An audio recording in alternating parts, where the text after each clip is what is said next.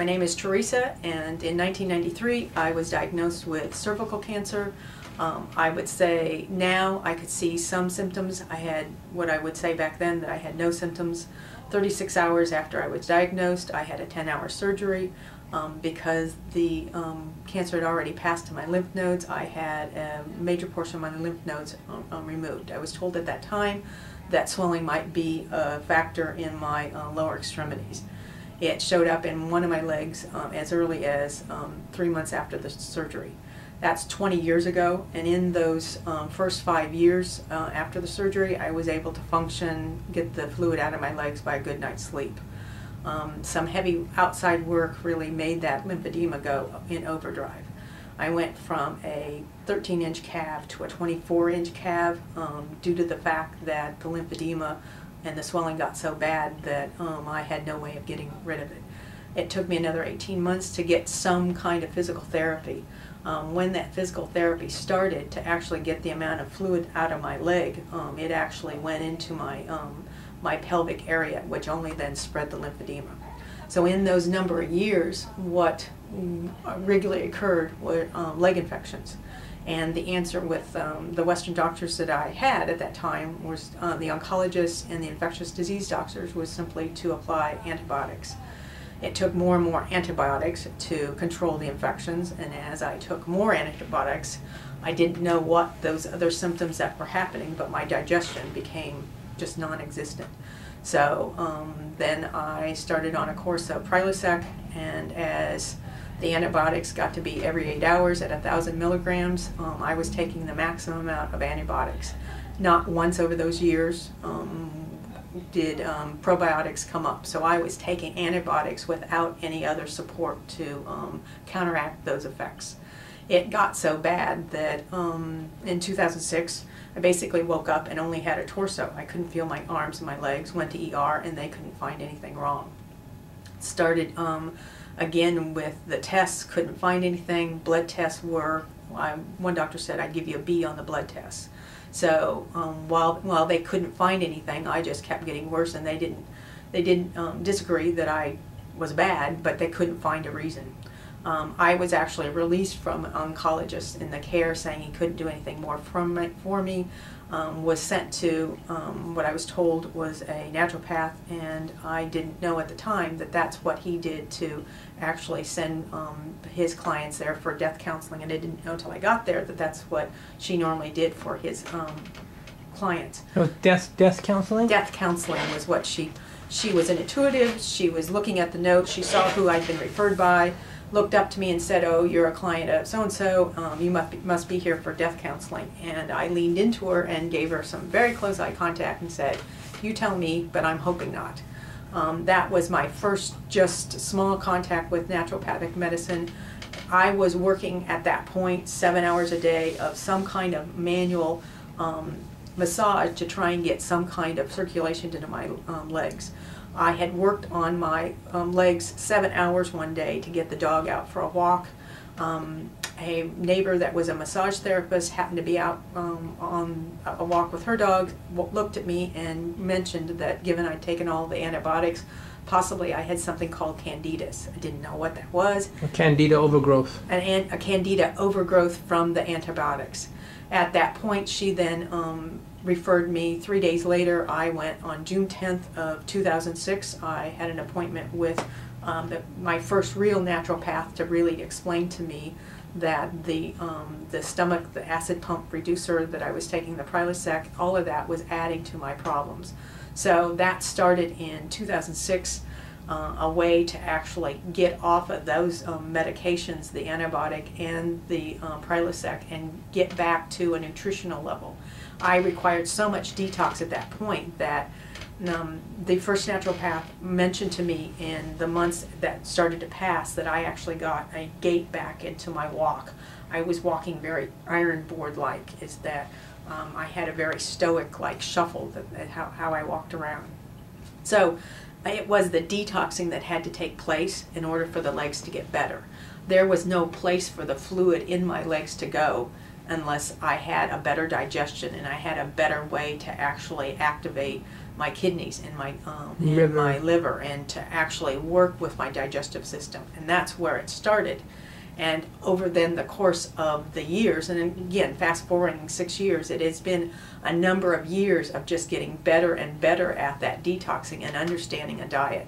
It's a lactose, dairy-free diet. It is a gluten-free diet, and it is no sugar.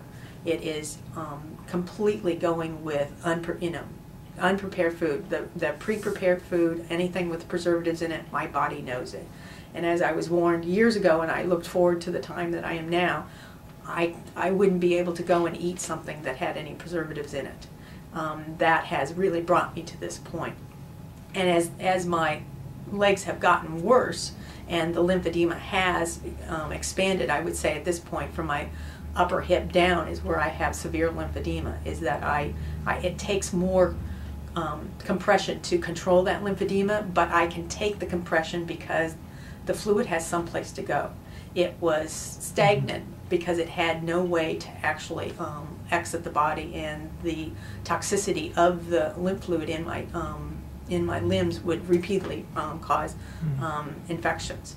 So as the years then passed, I was able to then put more compression on my legs, and where you can tell I have lymphedema, I'm actually able to walk and use those legs. I don't do much sitting, but I can actually do it for a limited length of time.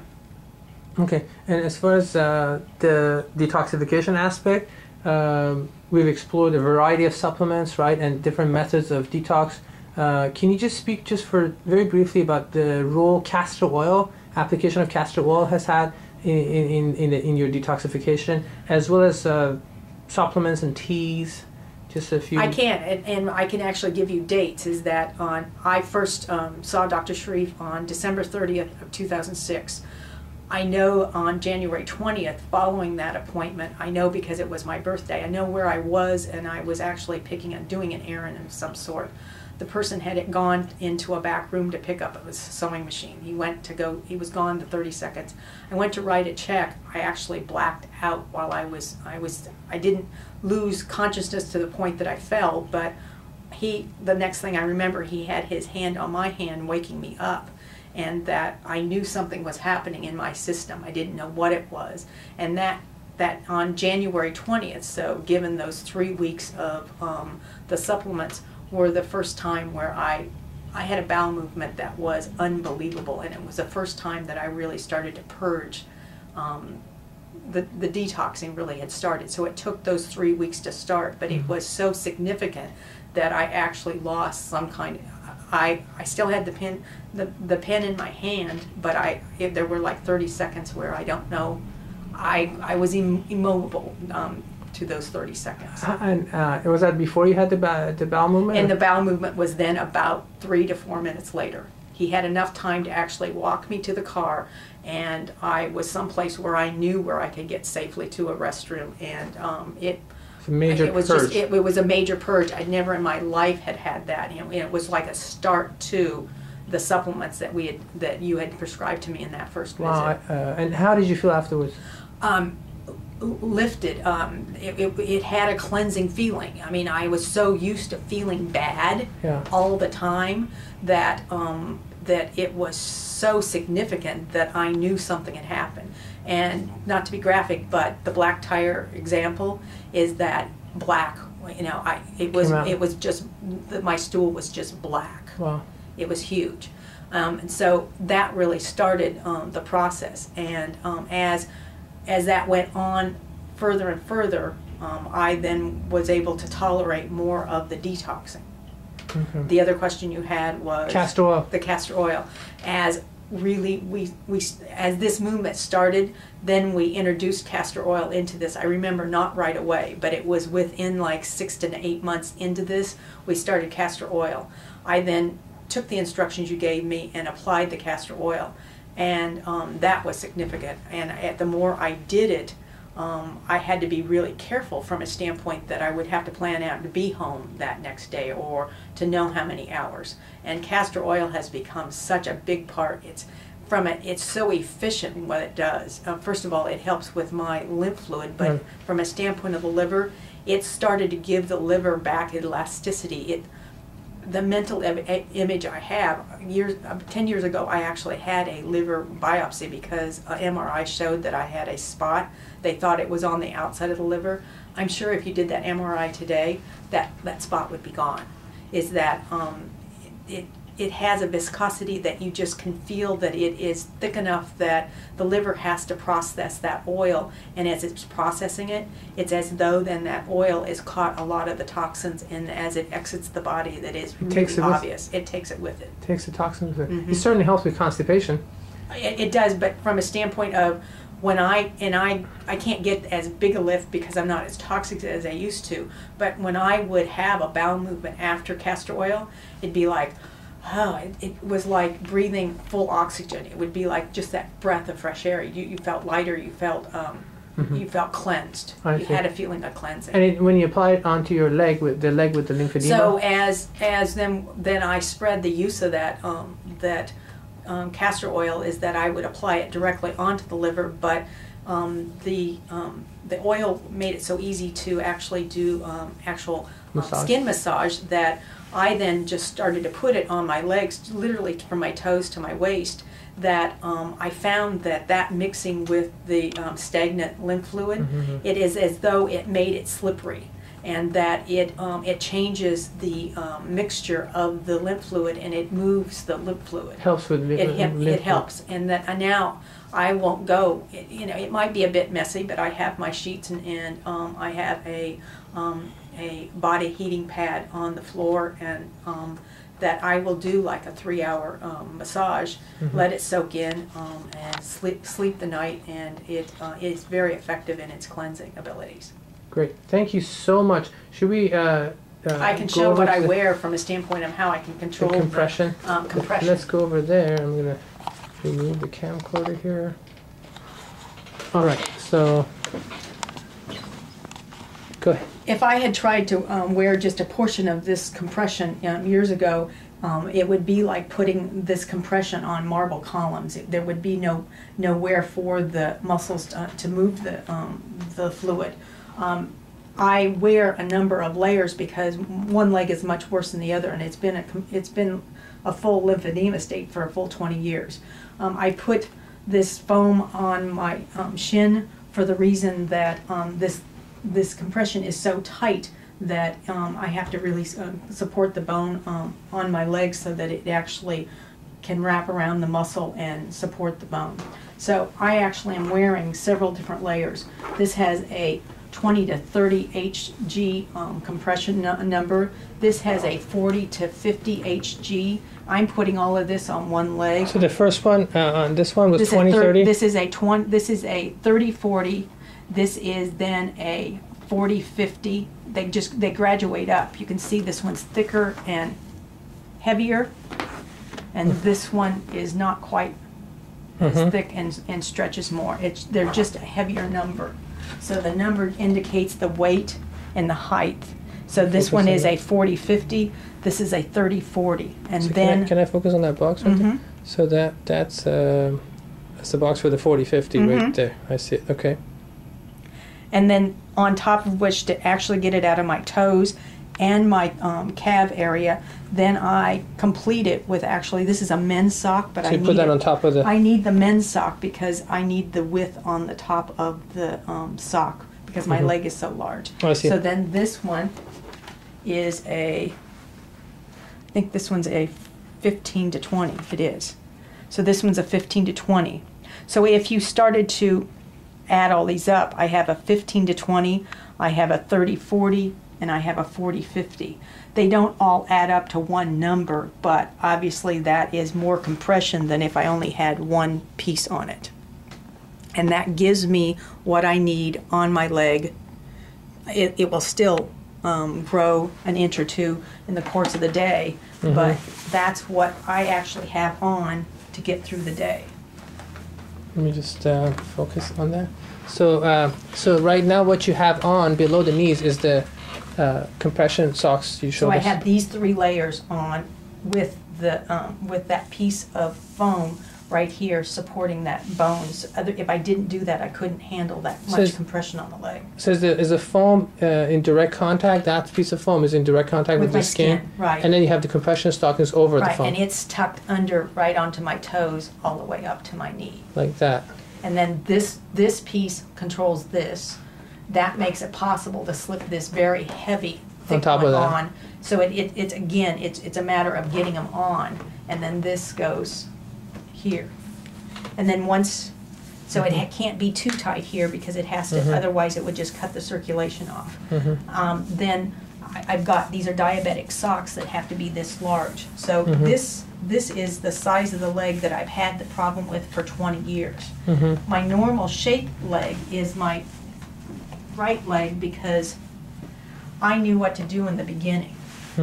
This would be what that leg looked like if I had known in the beginning what to do. I still have the form and shape of this leg.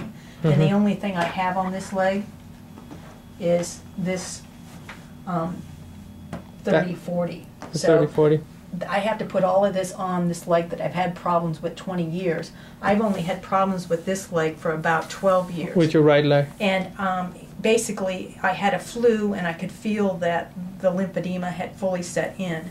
So I knew what to do right away. I'd always done the massage with it. So I still have the full, and this leg is not painful at all because the fluid has not built up. So I always gauge my numbers on what my leg shape is on this leg compared to the other.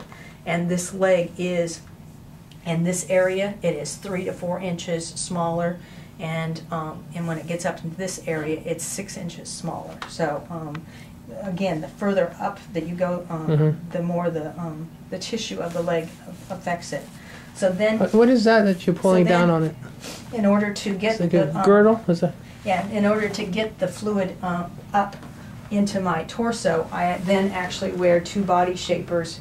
And one used to do it, but I now wear 2. So this is a body shaper that comes to my knees and goes up.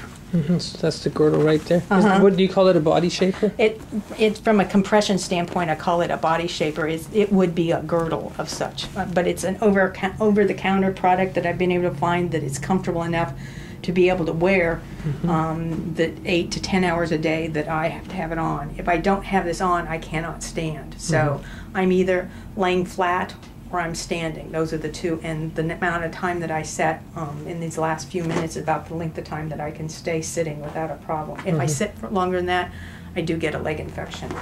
And so now I wear 2 girdles to be able to actually keep all that compression. Once it gets to the top of the leg, it has to keep going to where I can actually get, because I only have lymph nodes from basically this point up. So the goal is that we're doing reverse gravity, is that the fluid has to be working its way up to this section of my body in order to hit my armpits and where my lymph system is. So by starting the morning with, I'll spend at least a minimum of an hour doing the lymph massage. Last night I did the 2.5 hours because I knew I was getting in a car and driving the 35 minutes. To me, the driving is not a problem from a standpoint of muscle control, but it is from a standpoint of sitting. I think of myself as a kinked garden hose. You kink a garden hose and it will just build up the fluid. That will be what happens if I sit too long, that because the lymphedema is in my bottom too, is that I cannot sit longer and I will then take a walk. When I leave this office, I will take a walk before I then get in the car to drive the 35 minutes home. Okay, so as far as the lymphatic massage, how did you get the training to do that? The first good help I got was in 2001 when I got a physical therapist that really showed me the need to be doing that daily. Keep in mind, I'd had the lymphedema since 1993 and I didn't get really the right correct information until 2001. So a lot of the damage in the leg that I had, the other leg that is in really poor condition, is not knowing how to properly do that lymphatic drain. It is, the way it's been explained to me is 70 to 80% of the lymphatic fluid is directly right underneath your skin. So it is not a tough massage, it is just it's a light massage to actually pull the fluid and work the fluid up toward the lymph nodes. So it's a matter of compressing and working with the lymph nodes that are in the areas that you want to drain, So it's actually no more than that, this kind of touch to actually get the lymph nodes to drain, get them drained, drinking the water, and then pulling the fluid up so that you actually... So you keep stroking your skin like just like that? It's stroking the skin, and it's pulling it out.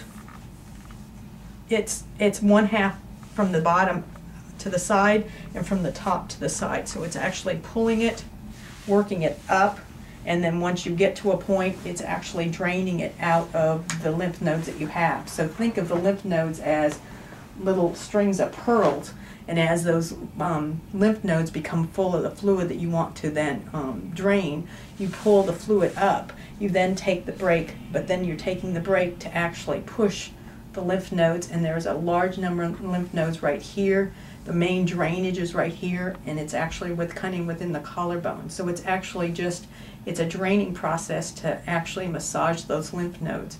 And again, drinking water while I'm doing it. I do it more on a 2 to 3 hour basis twice a week because I'm actually putting the castor oil on it too. So while I'm doing that during that whole length of time, the castor oil is having a chance to soak in. But the minimum daily situation would be that I do it for about an hour a day. That's minimum. Mm-hmm. And do you massage your right leg too, or just the left leg? I do. It doesn't take nearly the amount of work. I think you're not going to see anything interesting, Sure. but to actually see the difference Right. in what my legs look like. This is control. This is picture. Mm-hmm. This right here is about 26 inches. Mm-hmm. If you can picture that this wasn't a number about this is, it used to be stovepipe. So while my leg has a shape to it, it doesn't look healthy. It's something I have to really work with every day, but it actually has a shape. When it was at its worst, when I first started to see you, was a stovepipe. What you have at the thigh went all the way down and then constricted very quickly into the ankle. And it was a pain that you cannot imagine because of the legs and the ankle. When the ankle has no tissue to support, the ankle and toes have no tissue to support that kind of fluid. And so to actually have that fluid out of my leg is an improvement.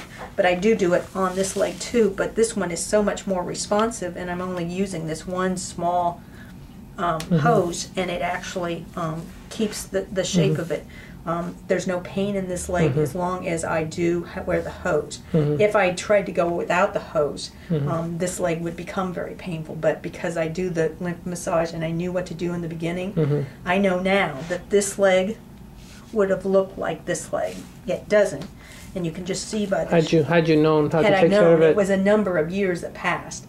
And I was told in 2001, and I had to learn the hard way, is that I was told that this was something I'd have to do every day. And as I learned the hard way, that I didn't understand then the coordination of the diet, and as the antibiotics started to layer on, all of that just started to shut my system down.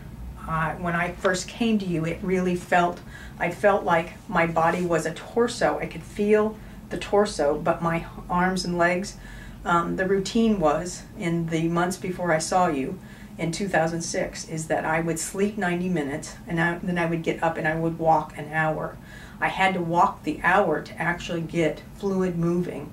And once I'm dressed like this, my activity level during the day is to move.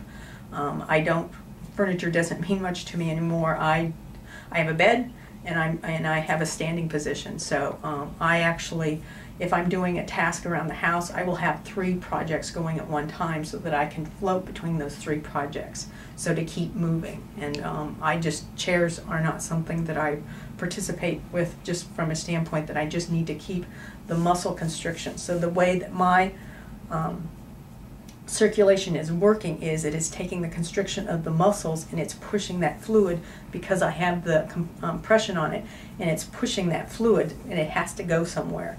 Before I came and got proper detoxing procedures, I didn't have any place for that to go because my organs were not processing the fluids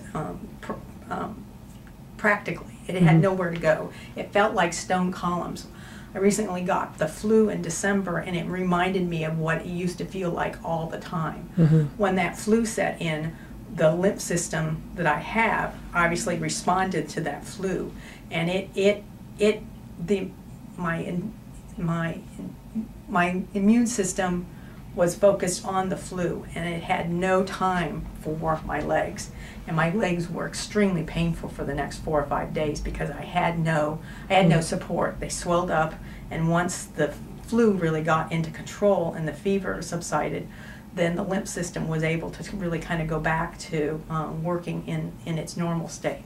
So I have to be really careful of colds and flus because my immune system will totally be diverted to those other things. So over the last number of years we've been working with each other together, would you say you found that you have less and less need to use antibiotics, or what's happening? The good news is that once it was fully explained to me what the antibiotics had done, is that the leg infections continued, but the goal was to get off the antibiotics, and we actually replaced that with a garlic-based, allicin-based product. Like a natural the natural type of antibiotic. And so, as an example, is that the most recent example is I haven't had a leg infection for a full 9 months. Because I hadn't taken antibiotics for a full 9 months, I got a leg infection roughly about 3 weeks ago, and that leg infection was 10% of what it used to be. When they were at their worst, it was explained to me that it was at a blood level infection, and I would get septicemia.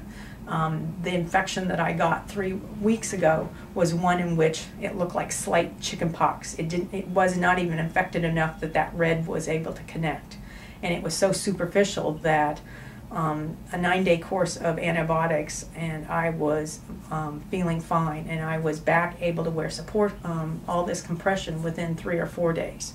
My legs swelled, but once I got the compression back on, then it started to dissipate. When it was at its worst 10 plus years ago, I would get a leg infection so intensive that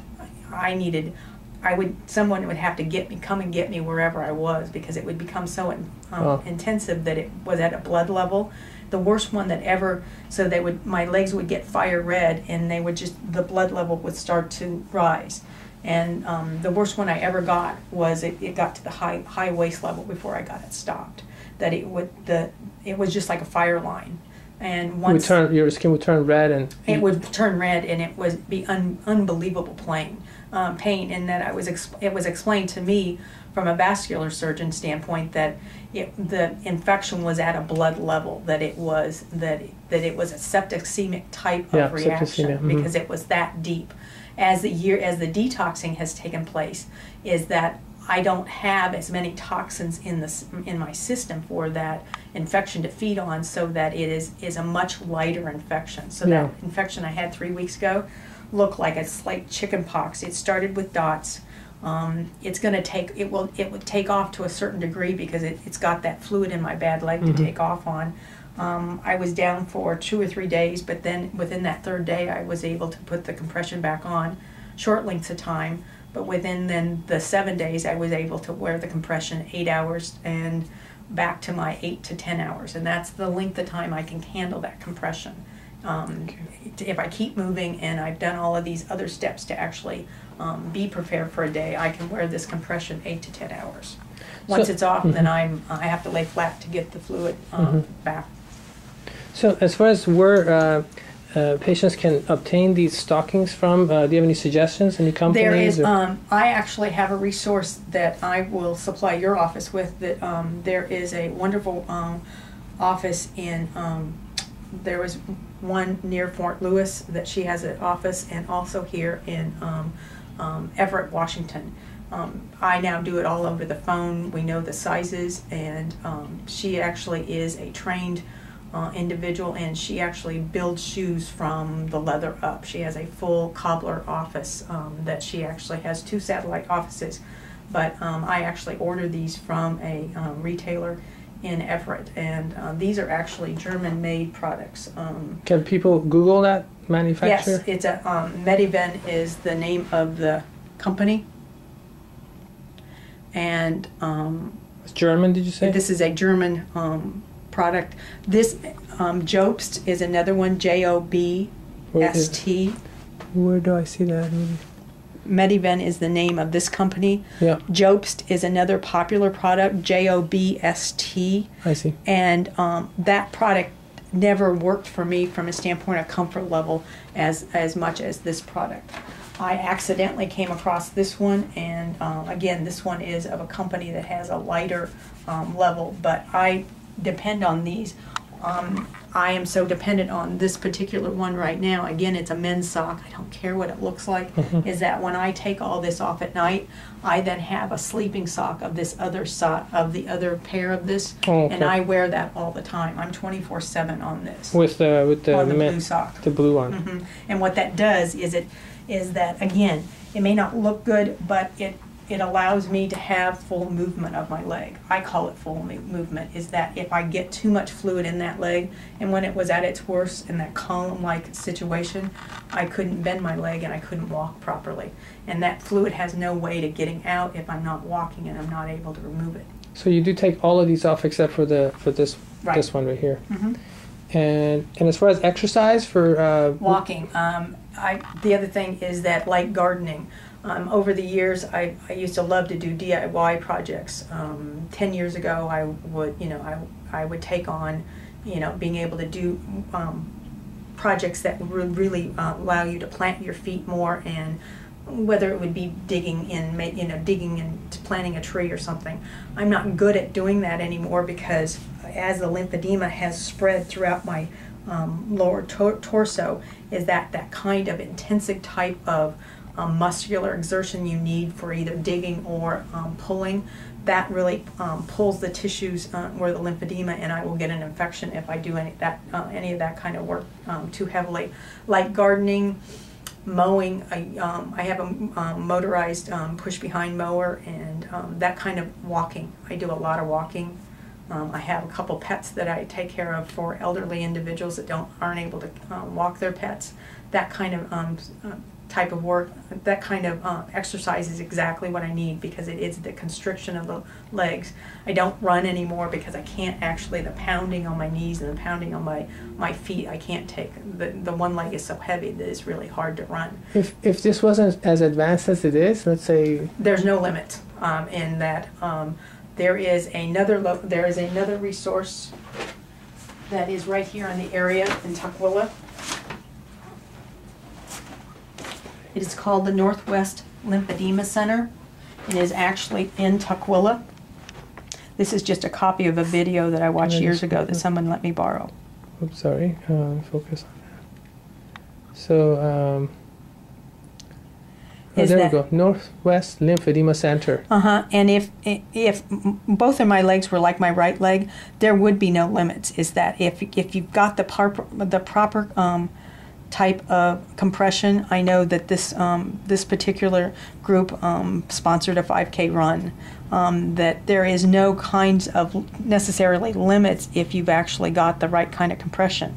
The woman here on the this cover, why it's significant of her sitting at a grand piano, she has severe lymphedema in her arms from breast cancer, and she actually opened this clinic as a survivor of this kind of condition. And what is significant about her sitting at the piano is that she loves to play the piano, and she can now play where she used to not be able to play because of the swelling in her hands and fingers. That's her right there too. This is an actual physical therapist.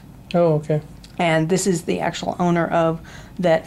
She actually has devised different appliances to actually get you to the point that you can wear. These are what I would call over the counter.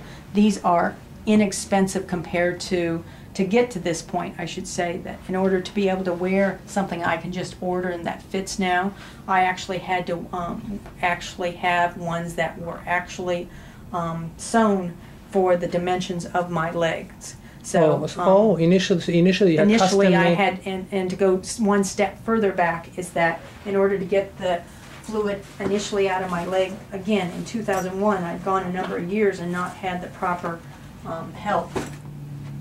This is the graduation level of being able to daily handle lymphedema. To be able to put this on and it feel all right for the 8 hours. I was explained in 2001, the level of discomfort, if you've done everything right, should be minimal. And that's correct, is that I spent a number of hours yesterday and did everything right today, so that my discomfort level right now is minimal because of the fact that what I have on is actually moving, and the compression is working against muscles that have been prepared to actually move the fluid. But before all this, I then had a much larger tailor-made sock that actually went by the measurements of my leg to be able to put the compression to try and get it down.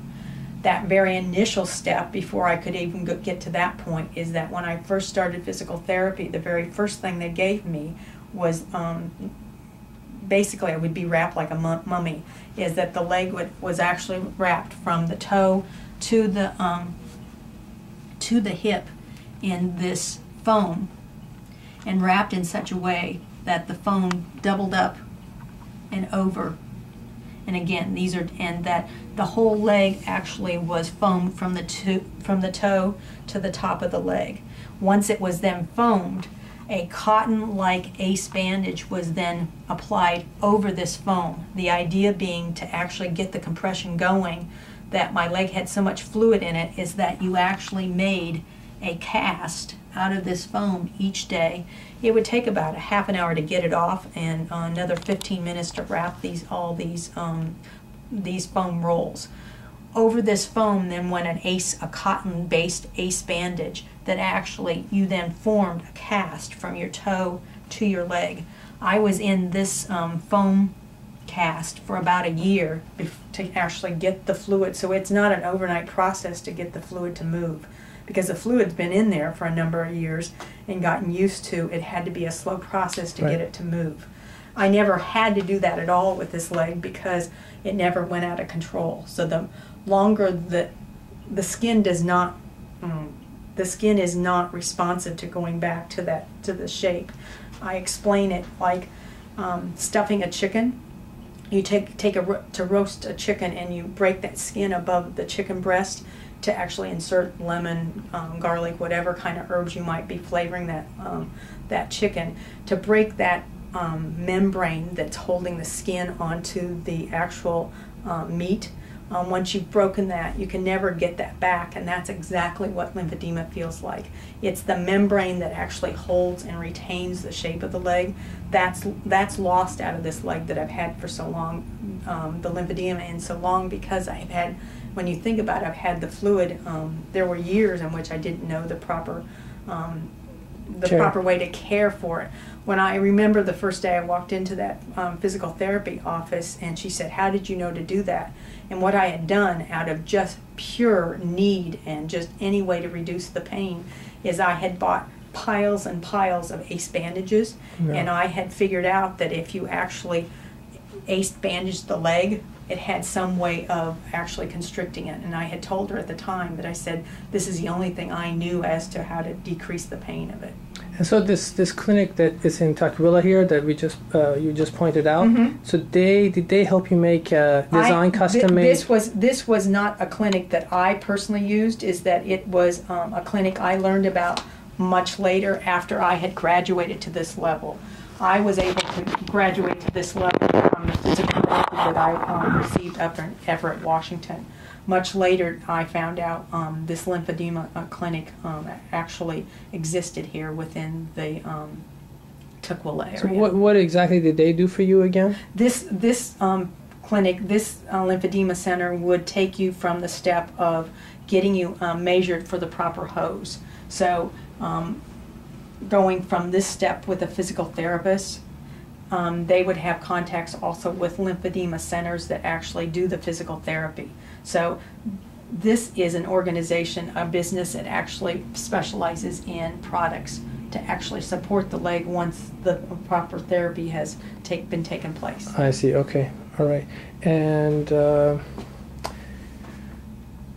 is there anything else that we're missing? Diet. How about diet? The diet. Diet has a huge role in it. Is that once I really went on an alkaline diet, I didn't recognize the fact that the acid-oriented foods really helped really stimulate the candidus type of infections that I would get.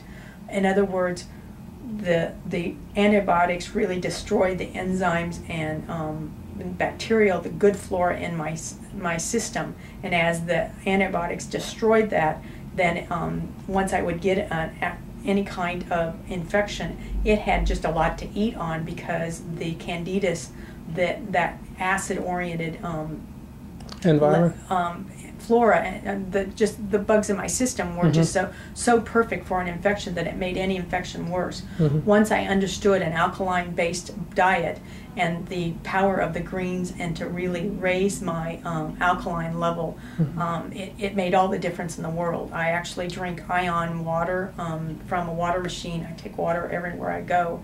Is that if neutral is 7.0, good water that you would get, good tap water, should be 7.0. I drink a 9.5 alkaline water. The idea being that it's actually giving me an alkaline base as a water base. Not all water is 7.0. It can be acid oriented depending on the quality of the water. But diet has a huge part, and as you had pointed out just 5 weeks ago, I told you, as is probably still the case, is that my digestion over the years has not been good because of the damage done from the antibiotics, and that while it got better and proteins are not hard to digest, true with what I've learned from candidus is that certain foods are harder for the body to digest. I had given up in trying to figure out how I could get greens into my system. I use a Vitamix. I actually... A Vitamix blender. A Vitamix blender to actually... I literally will prepare a salad. Take the handfuls of things that you would normally then put dressing on and call it a salad. I will take those same ingredients and put it in a Vitamix and then turn it into a green smoothie. What do you use as a liquid base? I will use water, and I stay away from juices just because of the citric and the acid aspect and the sugar. And the sugar, really, yeah. Right. Sugar is everything. I was warned, and caffeine is a big thing too, is that I was warned and promised that if I really stayed off the sugar long enough, and that I would not crave it. And that is true. If I have a relapse, it's so easy to go back to that. It's like anything, is that your body will know what sugar is, and then if you slide a little bit, you can slide a lot. Right. So no sugar, and a diet lot of is vegetables. critical. A lot of vegetables. A lot of vegetables. And we talked about exercise, diet. Oh, what about homeopathy? Among all this, how has your homeopathic remedy helped you? As our 6 years have progressed, is that it kind of was triage in the beginning. It was find a way to actually get the body to start releasing some of the toxins. I would say 2 years into this, you introduced then homeopathy. It was my first contact with it at all, to not know. And you had a student from Bastyr here during one of my appointments, and she said it best.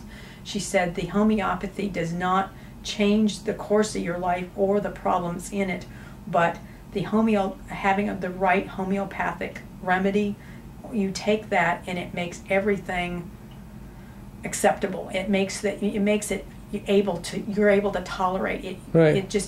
You're able to face things. It's just improves your tolerance. It improves your tolerance, and it puts you in a state of balance where everything is achievable. Right. As opposed to overwhelming. Right. Okay, beautiful. And it made a huge difference for me. I laughed that I don't often take it in the office, because I had 2 situations where I took the remedy in your office, and for the 40-minute drive and getting home, I arrived both times with a very bruised leg, because I had to pinch myself so hard not to fall asleep that you were so relaxed. all my body wanted to do was fall asleep, and that is minimum my sleeping pattern is an 8 to 9 hour sleep a night. It wasn't a lack of sleep. I was that relaxed that I had to fight so hard to stay awake in the car that I pinched myself to bruising to get home. So within minutes of taking it, it helped you feel very, very relaxed. Very relaxed. All right. Unless you have anything else to add. No, I think that this helps. I would help, and again, to encourage anyone that this is not something that is just a Band-Aid, and it takes a full spectrum approach to control it, but diet is a big thing, and giving up. You also taught me an anti-inflammatory type of diet, giving up dairy, giving up gluten, and really removing those kind of foods from your diet that really aid in the inflammation aspect. Removing that really helps in the anti-inflammatory. And one last subject, something just crossed my mind. Would you say on and off, for the most part, over the last number of years we've been doing this together, have you been taking some kind of a natural antimicrobial on a daily basis or weekly basis? How would you? There's never been a time where even the antibiotics is when I would end up with an acute case of an infection. But what I learned out of this is that it's obvious that my body does not process the type of toxins that need to be eliminated from your body every day. So part of the supplements that I've taken have been the antimicrobial type of antifungal, the different supplements that really address that type of condition. Right, the different basically natural antibacterial supplements, antifungal, and even antiparasitic. Along with various natural supplements to improve organ function, in other words, detox. Mm-hmm. So that's been a lot of what we've done together. And then, of course, your homeopathic remedy, which is mostly, it seems like it helps you relax. It doesn't. The remedy by itself doesn't seem to. It's real noticeable in the quality of sleep, and so where that directly benefits me, if I can have a deep quality sleep where my body goes into such a level of relaxation that I have more liver detoxing that goes on at nighttime. Perfect, yeah. And it's really it's very obvious from a standpoint of just from a heat standpoint and just the detoxing the next day. I'll know it from a standpoint of what I purge. So I guess the last question I can think of is, you were already doing manual therapy for the lymphedema. Attempting to. It was like trying to, if a stone column was full of what made that stone fluid, if you only could then massage that stone enough and warm it up with your hands to actually make it into clay, and that you could actually then move that clay into a thinner shape, that's what my legs felt like in 2006, is that literally the day I met the woman that recommended that I see a naturopath of a colleague of yours, is that I had specifically pounded on my leg from 8 o'clock in the morning till 2 in the afternoon, and I was dressed by 3 in the afternoon. And that I literally had been on the floor and trying to massage a leg that was unresponsive. The toxins, I can only explain it from a standpoint that fluid was so toxic that one, it had no place to go. You used to explain that your method of detoxing is that before you clean the rooms, you have to clean the hallways. Right. In order to, you actually, by cleaning the hallways of my system, then the room that were my poor legs had a place to go, because there was a way to move that fluid into the hallways. And then from there, that's how it felt. Right, and from the hallways, the toxins could then leave the building into the garbage dumps. It had a place to go. Right. So that, and I remember having the answer on that day in June in 2006. I said, I don't know. She said, do you realize you don't have long? And I said, I do know that. I said, I just don't have, I know I don't have the right answer. And I said, I'm doing things the old way and it's not working anymore. So I could return to those things, and I knew how to do the lymphatic drainage, but it no longer worked because of the amount of antibiotics and the amount of, the other thing is that the actual, acid pump inhibitor that I was taking for my digestion, the feeling in my arms and legs returned within 48 hours of taking the last pill.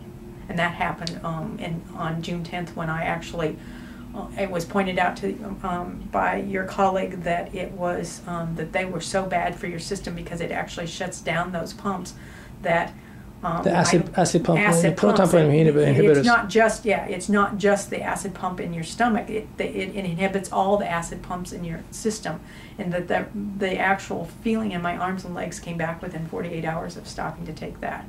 The proton pump. Because then I started to actually supplement my system with proper food. Right.